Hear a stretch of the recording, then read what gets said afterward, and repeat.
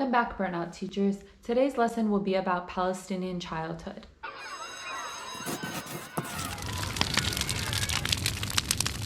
I wrote this piece after I returned from Palestine in 2013, where my family and I played songs for young children in the Amari refugee camp.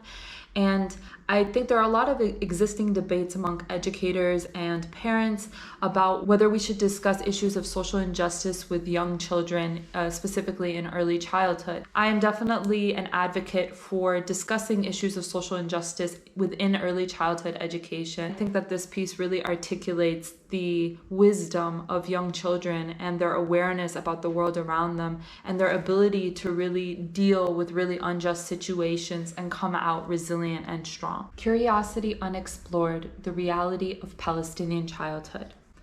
As an early childhood educator, I fully understand and appreciate the raw, curious nature of our young children. Their direct, uninhibited questions, which at times can be offensive. Why are your arms so hairy, Miss Nadine? But ultimately is a reflection of their openness and excitement about life, eager and hungry to learn more. I didn't fully understand the magnitude of this power until I visited my father's hometown of Ramallah, Palestine in the summer of 2013. We stayed in Al Bira neighborhood next to the El Amari refugee camp, a place that was way too familiar with the brutality of the Zionist Israeli army. Storming Palestinian homes in the night, taking away their children, or spraying dirty water, a toxic substance to prevent the children from playing outside. El Amari was no place fit for the curious child. Yet, as a Palestinian American child, I was given the opportunity to be curious. I could sit in the safe, quiet comfort of my own home and listen to the fantastical stories my father would tell me about Palestine, and imagine it as I would Willy Wonka in the Chocolate Factory. I could be curious and ask questions, but ultimately my innocence could be preserved as I was outside of Palestine, sheltered by the illusion of liberty and justice for all. My father's sister, brother, and I had decided to go to the El Amari refugee camp and sing Palestinian songs to the young children ages 4 through 6. My father had taught me these songs as a child so I could have pride in my Palestinian identity, and I carried these songs with me as an armor to protect me from the attempted erasure of our Palestinian history. Nizilna ashawara. We went down on the streets. We sang with the children and they smiled with pride, asking me those same questions that my 3- and 4-year-old students ask me in DC. What's your name? Why do you play flute? Why can't you speak Arabic? And those who were too shy to communicate, I saw it all in their eyes, staring at me with big, open eyes that contained the faith of a free Palestine written within them.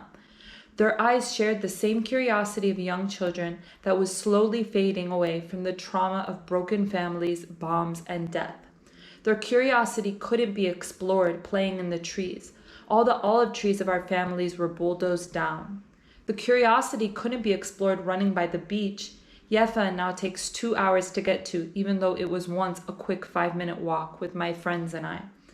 The curiosity couldn't be explored because my mother feared the dirty water sprayed by Israeli tanks, preventing me from playing soccer with my friends in the street, and could be brought in the house and make my mother sterile, where I would have no future brother and sisters to play with. In a small tucked away room right by the entrance of the house we were staying in Al Bira, I was sleeping, enjoying the swift, crisp breeze trickling in through the window, lightly touching my face, until, boom, I screamed, Shireen! All I could think of was to call my older sister's name. I remember whenever I would cry or hurt myself as a young child, my sister Shireen comforted me with a hug.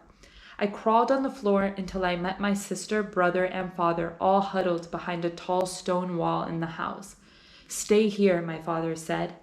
I immediately remembered the eyes of the young children in the camp, how just today I saw the curiosity in their eyes as they sang Palestinian resistance songs with us, and yet a night could change it all. The next morning we returned as usual to the camp for our music classes. One particularly precocious young girl, confident in her demeanor, and always came to class like her mother had just bathed her with a bow in her hair. She came over to talk to me. I asked her, Did you hear everything last night? Were you scared? I felt scared when I heard the bombs. She answered wisely, "Don't be afraid, Miss Nadine. My parents tell us we shouldn't be afraid of the Israelis. You must be strong and unafraid." This young girl's words comforted me like the reassuring words of a loving teacher, and yet I realized that she was my teacher.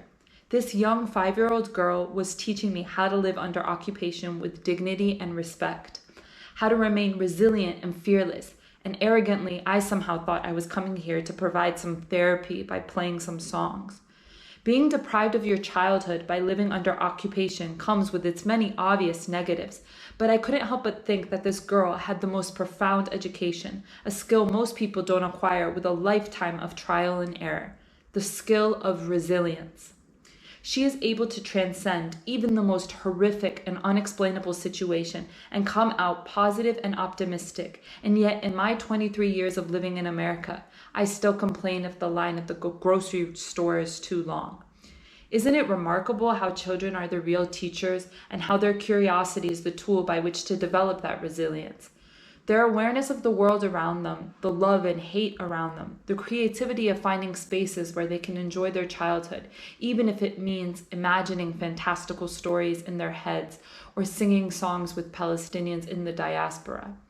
I entered into education and teaching with the fundamental belief in the power of children, but I think this idea took a different understanding after my trip to Palestine. These kids are deprived of going to school. Their schools are patrolled and bombed as the oppressor does not want the oppressed to be educated, as knowledge is power. But what they don't realize is even with their attempts to take away their power, they never will, as Palestinian children have acquired an education on life.